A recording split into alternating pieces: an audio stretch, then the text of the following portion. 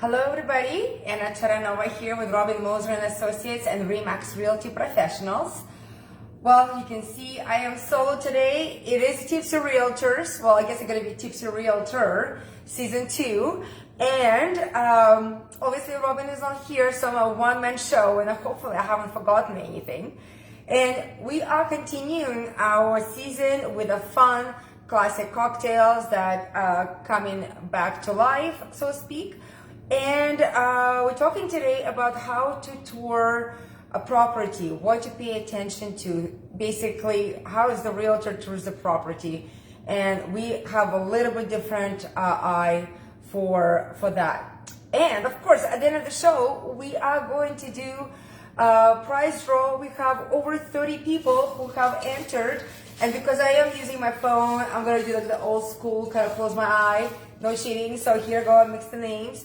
And we'll pull a lucky person who's gonna win our March prize. Well, start with a cocktail. The cocktail called Twinkle, and I think it's something to do with the twinkle toes, because after you drink it, apparently that's what you're gonna feel. So this cocktail is very boozy, so when I read the recipe, I decided to have a bigger breakfast than normal.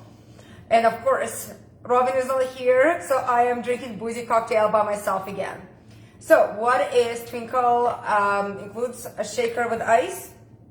It is 2 ounces of your favorite vodka, already pre-measured. I'm scared. It goes into a really small coupe glass. So, and it's all 2 ounces right there. Then we do a half an ounce of elderflower liqueur. And I'm gonna show you the bottle. It's really cool. Robin, by chance, just picked it up another day. How cool is that? So, oh, you know what? I forgot to prepare my Prosecco. So, just stay with me here. Good thing my fridge is close by.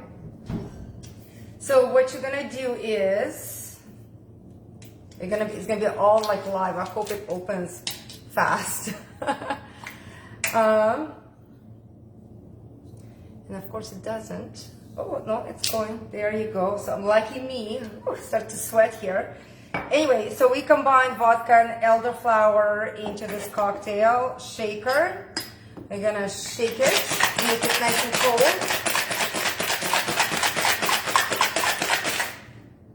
And again, we're using the coupe glass, which is a classic for this drink. I'm gonna pour it all in.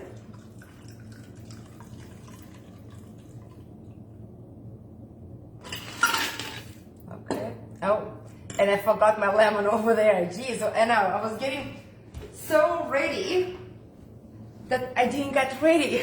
So I'm just gonna peel a lemon. And here, I'm just gonna put this down. So we're gonna top it up with Prosecco here, the glass. So it's a recipe done by a bartender and a writer from London. He apparently quite popular there, quite known. So he made this recipe in 2002 called the Twinkle. It was originally made with Prosecco. However, he makes it with dry, wine, a bubbly wine, or brut champagne. And I'm guessing it's because the liqueur and Prosecco both sweet. So if you like a little bit on the drier side. So here is how a cocktail looks like. Very pretty. Smells really nice. Oh, it's delicious. Oh my goodness. Robin, you're missing out. I will have to do this again. It's very refreshing. Like, it does have the sweetness. I don't find it too sweet, but if you're having more than one, oh my God, then definitely I would suggest to use the brut champagne to balance out the sweetness. Very flowery, and it's probably because elderflower here. This is delightful. This is not a bad Wednesday lunch. I feel like, they say like you're not supposed to drink alone, especially any champagne drinks, because it's kind of like celebratory.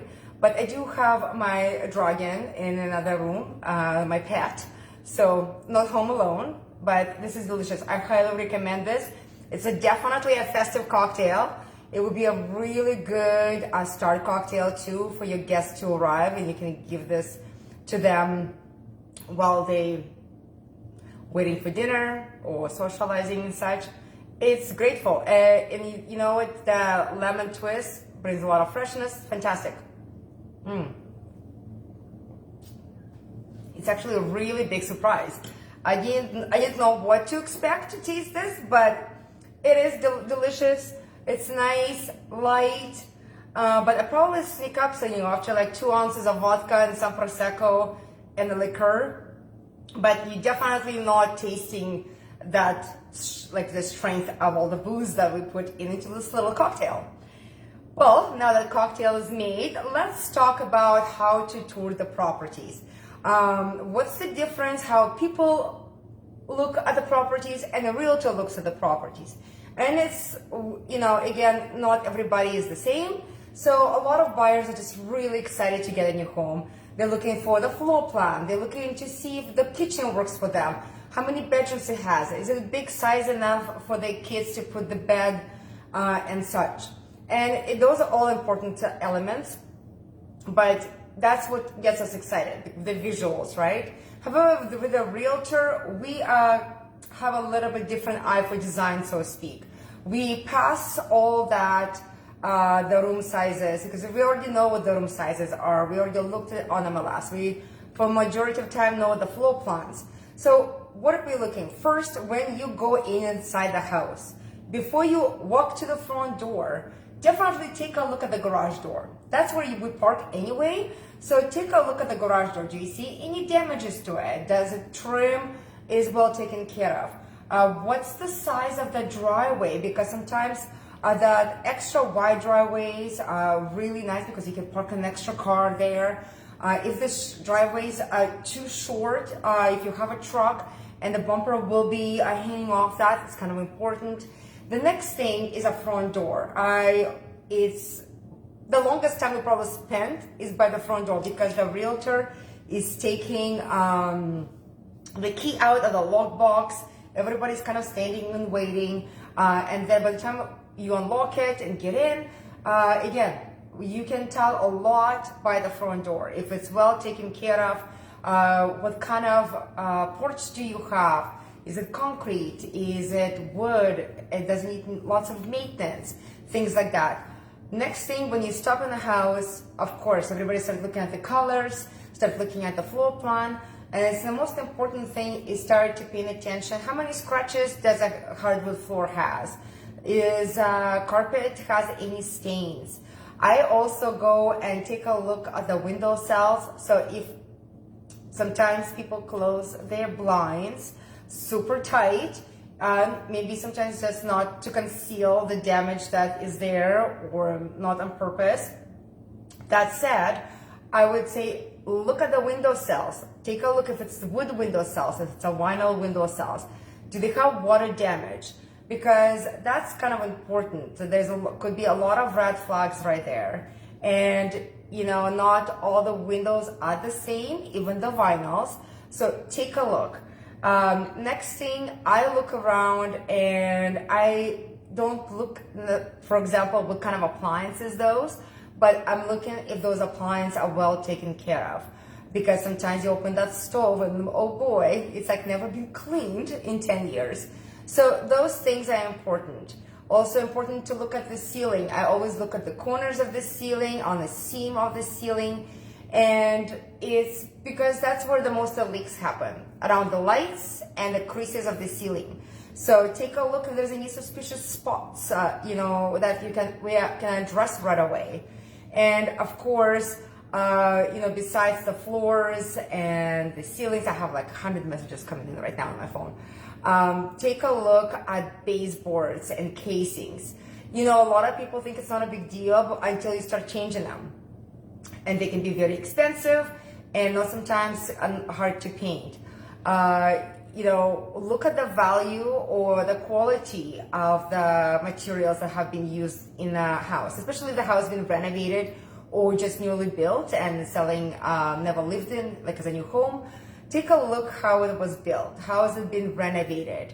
Is everything kind of like falls into place where, like, for example, I am stickler for a perfect grout, and I'm not perfectionist, but when I look at the grout between my tiles, I like to see the straight lines and at about the same width.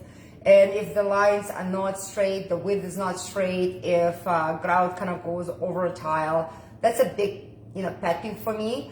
But that means of the quality and, how proud the contractor was of doing his work.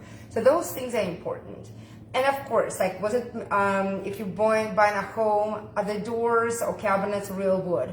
It's not necessarily the most important part, but if there is a value in the house, you need to find it, besides just the floor plan and how many bedrooms it has. Sometimes really fancy appliances, really fancy faucets, tubs, things like that really bring up the value of the home. It sells better, it shows better, it lasts usually longer because it becomes a little bit less, it doesn't age as fast as what I was saying. So that's kind of a lot of things that like Realtor pays attention. So we're looking at the floor scratches, we're looking at baseboards, we're looking at ceiling, the ceiling creases and ceiling, like the lights, make sure there is no leaks that we can see. Also how old some of the appliances and faucets are, and of course window cells. Window cells, look at, push those curtains away, look behind the blinds, just to see if there is water damage.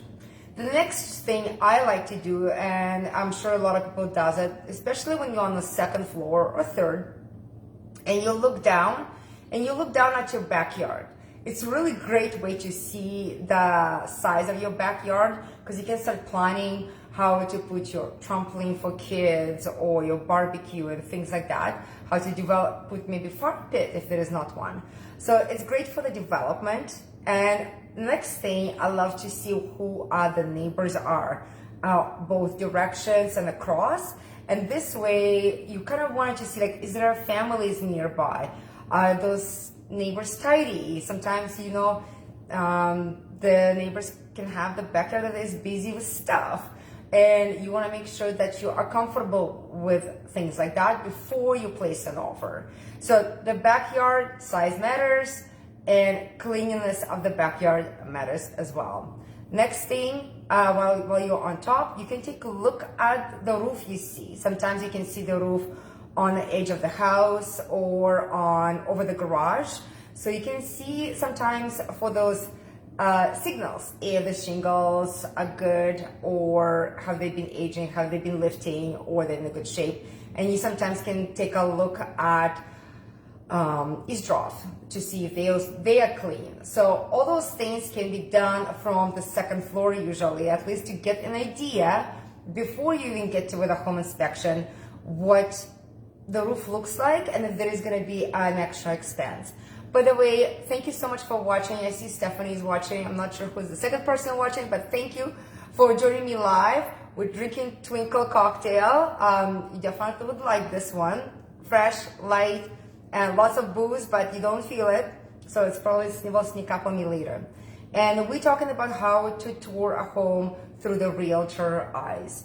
And so we discuss what to pay attention to, not just floor plans and bedroom size, but also to the small things: paint, baseboards, casings, window cells, roof quality, and the yard. So those are small things. Because sometimes we get so overwhelmed by how pretty things may look like, but when it starts looking at kind of deeper, you notice that it may not be the case. So I'm just gonna have a sip of this. I feel like I should have like a back entertainment for my sip. Every time I take a pause. But that's kind of the tour of the homes through the Realtor eyes. Pay attention to small details, to things that nobody cares about, to kind of see. And I also, one more thing, walk around the house And look at the stucco, look at the exterior, see if there's any noticeable cracks, of course. And if you see anything, it's a good time to ask those extra questions. And of course, coming to prepare to all the showings, the best to your ability in terms of like, come when it's a daylight, so you can see what the house look during the day, so you can do that walk around without being at night. Definitely Calgary, we get snow basically 6 months of the year, but it's nice to see that the backyard without the snow, so you can see if there's anything dead, like bushes, and grass, or if the backyard has been cleaned from the season. I didn't mean anything else like dead. But let's do the fun part now. So we have, for the March, we have a patio, 4 wine glasses, non-breakable, and butter and bread marble set for serving. So perfectly for patio. It feels like it's like for maybe 1 or 2 to share. But that's all the price. And of course, all the prices have been provided by and on behalf of Remax Realty Professionals. So we have, I had to do old school today. Here's the bowl of a whole bunch of names that I've got. I'm gonna not look. I'm gonna just do this, and I've been mixing that for a while now. There is a few people that had names entered more than once, and the winner is Blair Ochitoa. So Blair, there you go. You are the winner of our patio wine glasses and the marble charcuterie board here. So congratulations, Blair. We will connect with you later and pass it to you. And for the next show, we don't know what's our next prize yet because Robin is not here and we haven't picked one. So, but I'm sure it's going to be something fantastic. Cheers, Blair, for winning. And let's see what's our next show. So the next show is we're making a Thirsty Forager cocktail. That's the name of cocktail. And we are talking, how long does it take to find a house? And I can tell you it's all different for a whole bunch of people, but we'll talk about what creates a success to find a proper house for you and your family. Thanks again for watching. I'm Anna Charanova with Robin Moser and Associates and Remax Realty Professionals, Tipsy Realtors, Season 2. And congratulations to our winner, Blair, who won our prize for the March. How do you win the prize for April? You like, you love, you share our videos, and we on Facebook, Instagram, LinkedIn. We got a whole bunch of people actually from LinkedIn this month. So thank you for watching. Thank you for sharing and showing us love. And until next Wednesday, 12:15, we'll be back. Bye-bye.